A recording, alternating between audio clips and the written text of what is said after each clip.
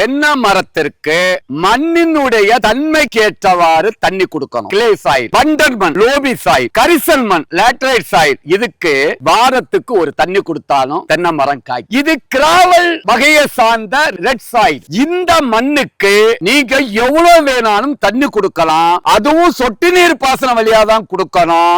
ஒரு நாள் விட்டு ஒரு நாள் மினிமம் 100 to 150 லிட்டர் தண்ணி இந்த தென்னை மரத்துக்கு கொடுத்தாதான் தென்னை மரம் காய் பெருசணும். காய் ரொம்ப செருத்திருச்சு பாருங்க. இதெல்லாம் 150 கிராம் கூட வராது. அப்ப என்ன காரணம் சொன்னா, தென்னை மரத்திற்கு நீங்க தண்ணி ட்ரிப்ல கொடுத்தாலும் இதுக்கு சரியான போசாக்கும் கொடுக்கணும். உரங்கள், ஆட்டுக்கடை, மாட்டுக்கடை, சாணி, கோழி எருவு, டவுன் கம்போஸ்ட் எல்லாத்துக்கும் மேல காசு கொடுத்து வாங்காம இறைவன் கொடுத்த உரம் தென்னையினுடைய ஓலைகள். தென்னையினுடைய ஓலைகளை எரிக்கிறீங்க. அது மிகப்பெரிய தவறு.